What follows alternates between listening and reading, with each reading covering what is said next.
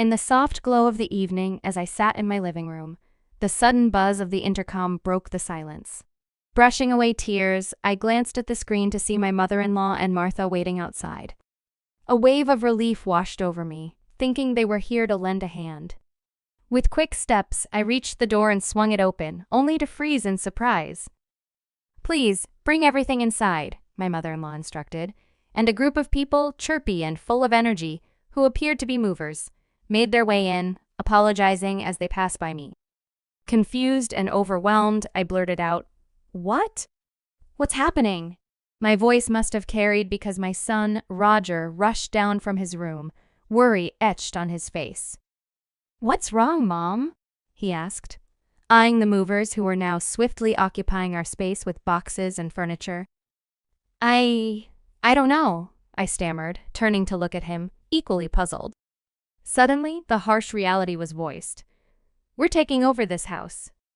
It's time for you to leave," my father-in-law, Terry, commanded with a firmness that brooked no argument, even as the movers continued their task.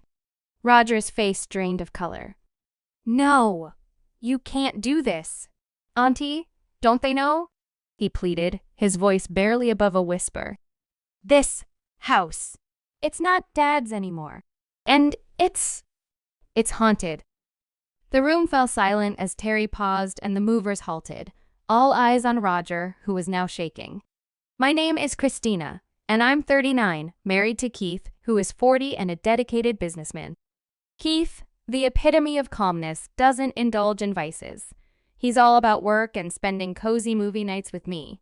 Our son, Roger, once a regular companion on these family evenings, now found himself busy with middle school, leaving Keith and me reminiscing about the past.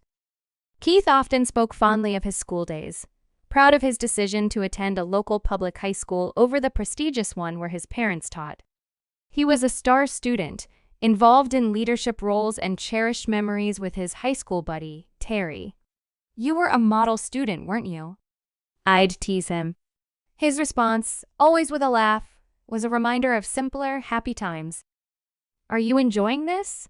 I asked him once during a movie night. "Yes," he replied. Then looking around, he added, "No, it's more than that. It's happiness."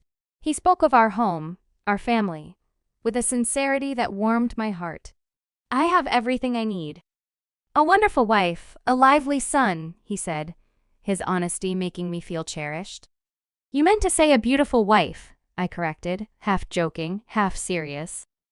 In this unexpected turmoil amidst movers and declarations of eviction, Keith's words echoed, a reminder of the love and unity that made this house a home, haunted or not. I playfully swung my arm towards Keith, and he dodged it with a laugh, affirming, "Yes, having a beautiful wife does indeed make me the happiest." Our current goal is to buckle down and work hard towards paying off our house's mortgage. Keith has arranged our finances in such a way that I can focus on being a stay-at-home mom without the stress of financial burdens weighing us down. I often find myself thinking how fortunate I am to have Keith, a man so considerate and kind as my partner. While we were sitting side by side, lost in the storyline of a DVD, these thoughts warmly filled my mind. Keith frequently shares how content he is with our married life. However, I can't shake off the feeling that his happiness was not as profound before we got married, especially during the times he spent at his parents' home. The tension and strained relationships he has with his family, particularly with his parents and his sister Martha, are evident and point towards underlying issues. The genesis of these issues, from what I've gathered, seems to revolve around Keith's decision to not attend the high school his parents had chosen for him. In contrast, Martha, who is 3 years his senior, complied with all their parents' wishes. She attended the high school they chose for her, maintained the high grades they expected, and even secured a job at a company they approved of. According to Keith, Martha's compliance has made her overly reliant on their parents, leaving her with a diminished capacity to make independent decisions or adapt to unforeseen circumstances. This dependency manifested clearly when Martha ventured into the workforce. Accustomed to operating under explicit instructions, she found herself paralyzed in a work environment that demanded initiative and independence. Her discomfort and inability to adapt led her to resign in less than a year. Subsequently, her parents hurriedly arranged a marriage for her, choosing a husband on her behalf. Despite having a capable son in Keith, they went as far as to adopt my brother-in-law, making him part of their household, a move that puzzled me greatly. I often ponder over the need for Keith's parents to adopt another son when they already had Keith, who was perfectly capable and deserving of their love and attention. Keith's father is an ordinary businessman, yet there seemed an undue emphasis on projecting a certain image, particularly through the education of their children. They stretched their finances to send Keith and Martha to private high schools, a decision Keith attributes to his parents' desire to maintain a facade of affluence and prestige. Keith recounted stories of a wealthy family living near his parents, with a daughter the same age as Martha. The girls spent their childhood playing together, but as they entered elementary school, their paths began to diverge. This story, among others, sheds light on the complex dynamics and pressures within Keith's family, illustrating a pattern of decisions driven more by external appearances than by the well-being and preferences of the family members themselves. She attended a private school and started to drift apart from the other kids in our neighborhood. Keith's parents didn't have any big problems with that family, but they seemed pretty jealous. They worked hard to save money so Martha could go to private school too. Because of this, we often had simple meals at home, but Martha's school lunches were fancy, leading to a strange mix in what we ate. Keith decided he didn't want to deal with the pressure of a private school, so he chose a public high school instead. I think it was a smart choice, but his parents were really upset and started treating him differently. They used to love showing off about Martha's fancy school. When people asked about Keith, they probably felt a bit ashamed to say he went to a public school. They imagined a fancier lifestyle than they needed, which wasn't really better. Keith's family and Martha's, with her 2 kids, rent their house. Renting isn't bad, but I wonder if they could have spent their money better instead of just trying to look good. They borrowed money for Martha's education and are still paying it back. I've never really gotten how they think about money. This also shows up in how they give Christmas gifts. Martha's kids get more than Roger, which doesn't seem fair, especially since they all live together. It's sad to see Roger affected by this too. They also don't like that we own our house, a 3-story place with 4 bedrooms bigger than theirs. They make comments like, "Pretty fancy for a public school family," and say our nice house doesn't suit us. When they visit, they pick on small things like a stain or a scratch on the floor, and say our house isn't that great. Honestly, their attitude is pretty annoying. They don't have to come over if they don't like it here. Keith thinks they act this way because they're jealous. They don't have a lot of money, but we have our own house, even though we're still paying for it. Keith jokes that it's because they always want to look good to others. My brother-in-law probably earns a decent salary, and my father-in-law is still working in his 50s, but their debts slow them down. "Don't worry about it," Keith always says. But when Keith and Roger aren't home, my mother-in-law and Martha come over. Lately, they've started walking around our house while I'm busy in the kitchen. They talk about changing rooms to their liking, which is pretty bold. When I caught them and showed I was annoyed, they just faked a smile and made a snarky comment about me being slow with the tea. I had to ask them to go back to the living room and was shocked when my mother-in-law asked for a spare key. I couldn't give her one, knowing she might snoop around our things. It was strange for them to ask for a key after treating Keith poorly. I told them I'd talk to Keith about the key, and later, we said no over the phone. My mother-in-law was mad, but we made it clear they should only visit when one of us is home. Keith's health suddenly became a concern. He was diagnosed with cancer after some tests, which left us speechless. The cancer was more advanced than we thought. The doctor said he didn't have long without surgery. Our insurance wouldn't cover all the costs, including the hospital bills, living expenses, and our house mortgage. Everything we had built seemed to fall apart. I was scared of losing Keith and worried about our future, feeling completely overwhelmed. I thought about asking my parents for help, but they're no longer with us. And being an only child, I didn't have other family to turn to. So, we decided to ask Keith's parents and Martha for help. We explained Keith's situation and how cancer treatments can work wonders these days. Martha didn't seem to understand how serious it was, and Keith's parents and Martha hesitated to offer financial support. "I remember hearing you've paid off your debts recently," we mentioned, hoping they'd consider helping. "We promise to pay you back. Could you lend us the money for Keith's surgery and hospital stay? The same money you saved for my private school tuition, could we use it now? We'll work hard to repay you," we pleaded with them, desperate for their help. But they refused, saying they had just started enjoying a bit of luxury. I suggested that my life insurance could cover the mortgage if something happened to me, and we could sell the house to repay them. I even offered to write a promise note. Despite our pleas, they remained unmoved. "Why don't you sell the house now?" they suggested. Selling the house was a thought. But after paying off the mortgage, we'd need to make sure there was enough left for Keith's treatment, hospital bills, and finding a new place to live. Keith had been sending money home even when he was single. It seemed only right that they help him now. But no matter how much we begged, their answer didn't change. Keith finally said it was enough, and we left. As we were leaving, my brother-in-law caught up to us and gave us $4,000, apologizing for not having more. He had been contributing to their debt repayments too. "I'll try talking to them again," he promised, asking us not to lose hope. We thanked him for his kindness. "Do you have any other plans?" he asked. "Yes, we're considering selling the house like Martha suggested," I replied, shocked by the reality of the situation. Selling a house isn't easy. It involves a lot of steps and wouldn't be quick enough, especially with Keith's upcoming hospital admission. Plus, we'd need to find somewhere new to live. It's not as simple as it sounds. "It's okay. I know someone who can help," Keith said with a hopeful smile. Over the 3 years since his cancer was found, Keith fought bravely. Even though doctors said he had just a few months, he made many happy moments with us. There were many hospital visits, but we made the best of them. When the doctor told us Keith might not come home again, I called his family. They visited a few times, quickly leaving after a short visit, as if they were just checking on him. I didn't want to think they were only wondering how much time he had left. When it was clear Keith didn't have much time, I called my mother-in-law. "Oh no, that's awful." "We'll hurry," she said, but she sounded unsure and hung up quickly. Despite feeling uneasy, I went back to Keith and our son, Roger, in the hospital room.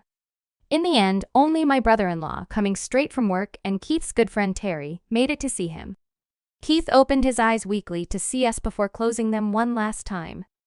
My brother-in-law and Terry took care of the funeral stuff while we went home to get things ready. They stayed with Keith and Terry drove us. We had rushed out in the morning, and by the time we returned, it was already evening. Our breakfast dishes were still out. In the quiet of the evening, I turned on the lights and started looking through a photo album in the living room. Tears began to fall as I picked out a photo for the memorial service.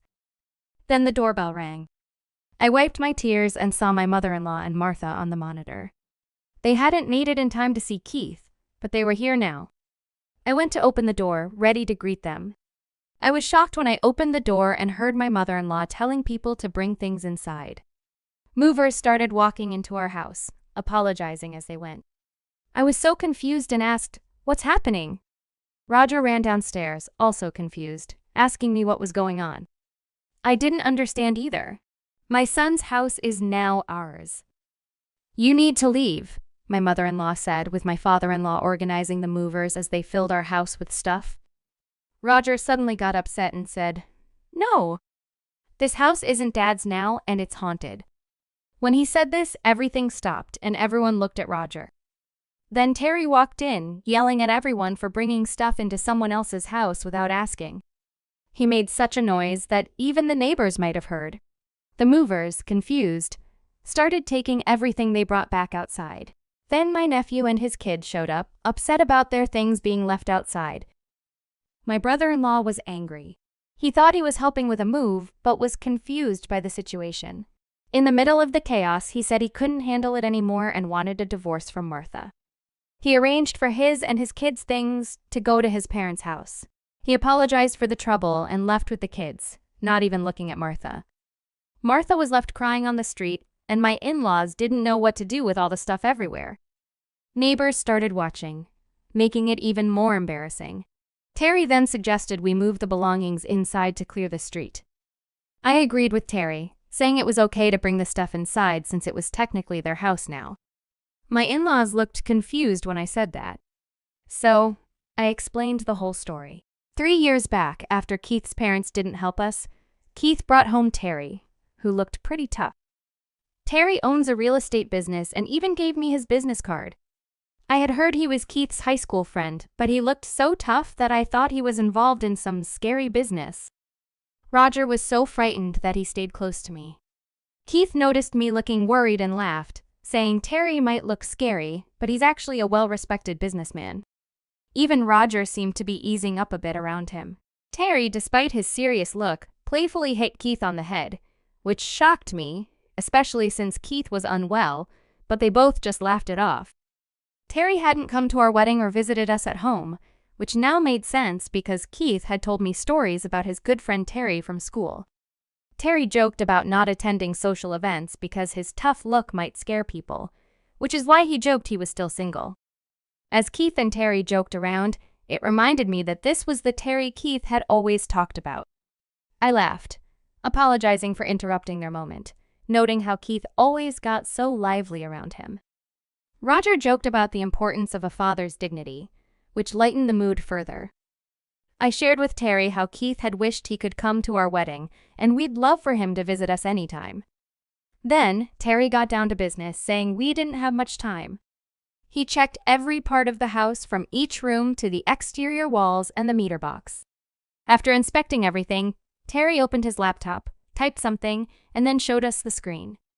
Terry showed us a price for the house that really surprised me. It was much more than what we originally paid. I worried it was too high, especially since our house was pretty old and hadn't been updated in years. There were marks and the wooden floors were worn out. But Terry said not to worry, mentioning how my in-laws were already planning how to use the rooms, meaning they saw it as perfectly livable. Keith reassured me to trust Terry, so I agreed to sell at that price. Terry quickly got some papers out. Then, he mentioned we'd need a new place to live. Among the papers, he also had rental agreements. His plan was to buy our house and then rent it back to us. This solved our problems all at once. I couldn't believe what I was hearing. Terry promised to transfer the sale money to us soon, which we could use to pay off our mortgage. He was so confident, and his smile made him look more friendly than scary. While signing the papers, I saw the rent was listed as $400. Keith, Roger, and I thought it was a typo, expecting it to be $4,000. But Terry corrected us, saying it was no mistake. He felt he owed Keith a lot. Keith didn't think so, but Terry shared stories from their school days. Terry used to get into a lot of trouble back then, which upset his mom a lot. Once, his mom, who raised him alone, ended up in the hospital from too much stress and tiredness. When Terry got to the hospital and saw his mom looking so weak, he realized his actions were causing her stress. He broke down, feeling really guilty, and decided to change. He stopped getting into fights and stayed away from trouble. But then someone found a cigarette butt on the school's roof that had started a small fire. Everyone thought Terry did it because of his reputation, even though he didn't. The school wanted to kick him out, and Terry was scared of upsetting his mom again. Keith was the only person who believed Terry didn't do it. Keith was actually the student council president, and they hadn't really talked much before this happened. Keith stood up for Terry, went to the principal to defend him, and even found the person who actually caused the fire. Terry was grateful because Keith's help meant he could finish high school, take care of his mom, and later start his own business. That's why Terry felt he owed Keith a lot. After sharing this story, we all felt thankful for Terry's offer about the rent. 3 years ago, this whole thing happened, and now Terry owned our house but was letting us rent it. He even offered to show the documents to prove it and said he could rent it to any of our family members for a good price.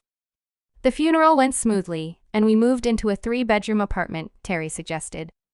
He mentioned we'd probably move back into our house soon. I was curious why he thought that, and so was Roger, who came over to hear more.